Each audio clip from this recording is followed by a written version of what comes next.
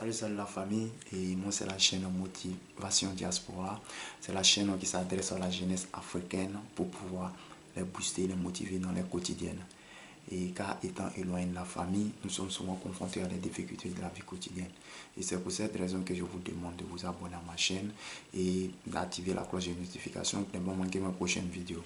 Aujourd'hui, je vais vous parler d'un thème très important. Ce thème c'est quoi? Comment gérer sa vie financière. Et c'est un thème qui touche beaucoup, surtout la communauté africaine, diaspora. Et c'est un thème qui est très intéressant. Oui, parce que tu peux avoir des millions, des milliards. Mais si tu ne sais pas gérer ton argent, cela ne va pas durer avec toi. Parce qu'il faut avoir une mentalité qui est éduquée à gérer l'argent. Et qu'il faut connaître l'ABC financier. Le b.a.-ba de l'argent, comment gérer ton argent. C'est très important dans la vie. On ne travaille pas pour devenir mouton, on travaille pour acheter mouton. Et c'est pour cette raison que j'essaie de parler de ce thème-là, parce que je sais que c'est un thème qui est très important. Et ce thème permettra à plusieurs personnes de pouvoir voir clair sur les finances, les gestions d'argent, tout ça, entrée et sortie. Et quelque chose qui est très important. La première des choses, j'aimerais parler, c'est de ne pas vivre au-dessus de ses moyens. Parce qu'il y a plusieurs personnes aujourd'hui que les dépenses sont plus supérieures à les salaires, à ce qu'ils gagnent par mois. Donc c'est l'une des choses qu'il faut éviter. C'est l'une des choses qu'il faut bannir. Il faut bannir ça de ta tête. Tes dépenses ne doivent pas être supérieures à ton salaire. Donc, et c'est ce que je dis. La première des choses, ne vis pas au-dessus de tes moyens. Ne vis pas selon le regard des autres. Ne vis pas selon la globalisation, la mondialisation ou aujourd'hui le monde micro-ondes. Ne vis pas selon eux. Parce que quoi, il y a plusieurs personnes qui regardent parce que son voisin a acheté la voiture, lui aussi va acheter la voiture. Mais est-ce que tu connais la situation financière de ton voisin? Toi, tu connais ta situation financière, mais tu ne connais pas pour ton prochain et surtout ton semblable. Si lui l'a acheté ça, tu sais comment lui l'a fait pour pouvoir acheter ça? Non, tu ne le demandes pas, tu ne cherches pas à te renseigner. Et aussi, tu vas acheter de la voiture parce que ton voisin achète la voiture, ou même parce que tu es en concurrence avec ton ennemi, ben avec quelqu'un que tu n'aimes pas, tu n'aimes pas sa tête, parce qu'il a acheté une voiture, toi aussi tu vas aller acheter une voiture pour montrer que vraiment, oui, vous êtes du même rang, ou bien tu es plus élevé que lui. S'il a acheté une voiture, je prends un exemple, une voiture de 1000 euros, toi aussi tu vas aller acheter une voiture de 2000 euros pour montrer que non, vous n'êtes pas la même chose. Mais quand tu fais cela, tu as combien dans ton grenier en cas de difficulté, en cas de problème que tu peux prendre pour pouvoir faire face? Avant de faire cela, il faut penser à ce que tu as sur ton compte. Est-ce que cela pourra me permettre de vivre pendant 6 mois sans travail, ou même pendant 1 an sans travail?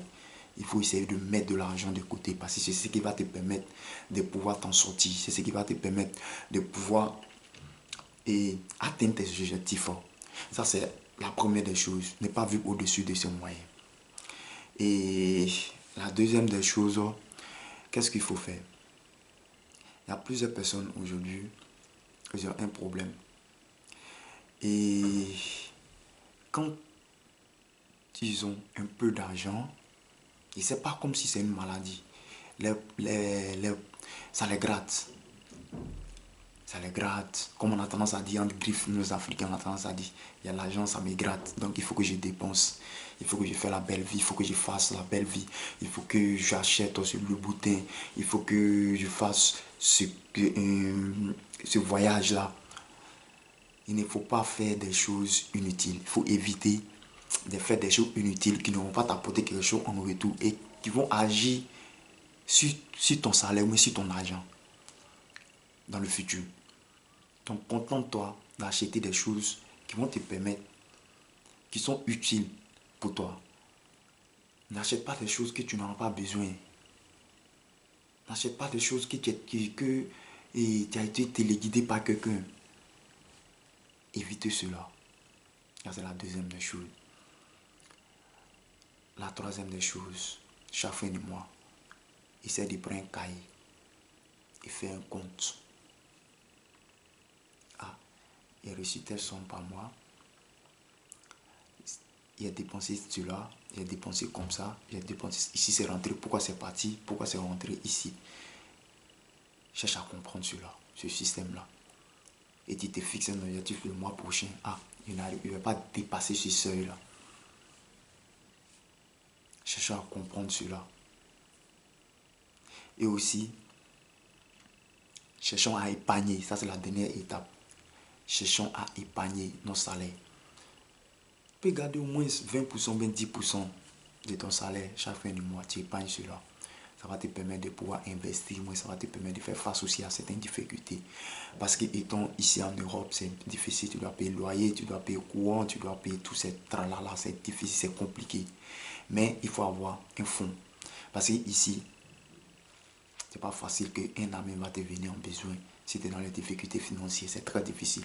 Ceux qui peuvent le faire sont un, on peut le compter. C'est très difficile. Ici, tu n'as pas de travail, tu n'as pas une source de revenus, tu es comme un poulet sans propriétaire. C'est très difficile de jouer les deux bouts. Donc, pour cela, au moment où tu es en train de travailler, pense à toi, épargne, mets de l'argent dans ton grenier. On ne sait jamais. On ne sait jamais. Lorsque tu peux avoir certains problèmes, il y a certains problèmes qui peuvent survenir, qui peuvent arriver. Mais si tu as un peu d'argent à côté, tu peux faire face à cela. Donc, pour Dieu dispose. Surtout actuellement, on ne savait pas que cette maladie qu'on parle de sur Covid, allait de faire de tels ravages et de telles durées. Et puis ça agit actuellement sur l'économie. Tout le monde le sait. On ne se préparait pas à ça. On ne savait pas. Donc pour éviter ce genre de cas, que ça se répète, il faut avoir quelque chose dans ton grenier. Il faut épargner. Il faut épargner. Ne dépensez pas bêtement. Ne soyez pas le bon samaritain, comme on a tendance à dire. Dès que quelqu'un te bip seulement, il a besoin de 10 euros, pound, tu envoies. Quelqu'un te bip, il a besoin de 1000 francs, tu envoies. Non. Il faut penser à toi. Est-ce que ces personnes-là, quand tu seras dans les difficultés, quand tu vas les appeler, ils vont répondre? C'est très compliqué. Ils sont ces derniers-là. Demain, lorsque tu seras dans les difficultés, tu vas les appeler pour demander de l'argent, de l'aide. Ils vont te dire, mon frère, tu travailles, tu as mis ton argent où? Ça, c'est nous-mêmes, surtout de nous, les Africains. Moi, j'ai une famille, il va te dire, il y a une famille à nourrir, il y a le problème aussi, mon frère, tu travaillais, tu as mis ton argent où? Donc, pour ne pas être victime de cela, il faut mettre de l'argent de côté. Il n'a pas dit non, de ne pas envoyer aussi de l'argent à la famille. Bien vrai, oui, c'est pour eux, c'est pour cela qu'on est ici, on est venu se chercher, changer nos vies, changer la vie aussi de la famille, qui sont dans des difficultés. Mais, souvent, il faut penser à soi-même. Tu envoies de l'argent, oui. Il faut les apprendre à pêcher. Ils ont besoin de poissons. Toi, tu les envoies poissons à chaque instant. Mais tu ne les expliques pas comment on pêche. Comment on attrape le poisson. Explique-les. Maman, ou bien grand frère, ou bien petit frère, tu es dans telle activité, tu es commerçante, ou bien petit frère, et tu es mécanicien, mais tu es menuisier, c'est pas qu'il y a un projet. Envoie de l'argent. Finance ce projet-là.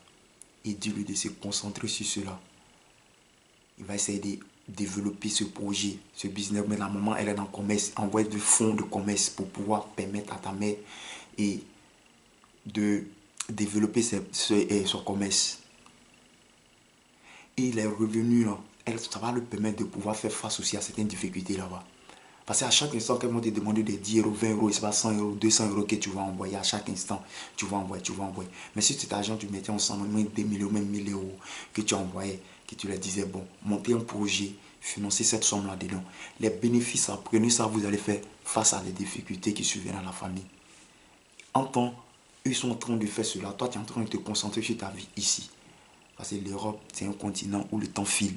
En moins de rien, tu vas te taper des 10 ans, des 5 ans sans que tu ne saches. Mais qu'est-ce que tu as en retour? Et quand tu fais ton bilan, tout ton argent, tu as envoyé. Tu as envoyé, tu as envoyé, tu as envoyé. Mais l'argent que tu as envoyé là, bien vrai, ça pourrait te permettre de pouvoir investir, de pouvoir monter un business avec la famille qui va leur permettre de pouvoir survivre de cela. Et non de les envoyer l'argent pour régler un problème. Tu vois un peu. Voilà. Donc c'est ce que je voulais parler avec vous. Et essayons d'apprendre l'ABC financier. Et parce que c'est l'un des éléments les plus primordiaux, surtout pour un être humain. Et comment gérer son argent, dans quoi son argent, il met son argent et pourquoi il le fait, tout cela. Parce que c'est l'un des éléments les plus primordiaux, je le répète et je le dis à chaque instant, qui peut nous permettre de pouvoir y aller en avant. Et ça a été un plaisir d'être avec vous. Je vous demande de partager la vidéo et aussi d'écrire aussi dans les commentaires aussi et des thèmes que vous voulez que j'en parle. Donc ne tardez pas à me faire signe, à me contacter. Et celui-là, ça a été un plaisir encore une fois. Et ensemble, on ira loin. Ciao, ciao.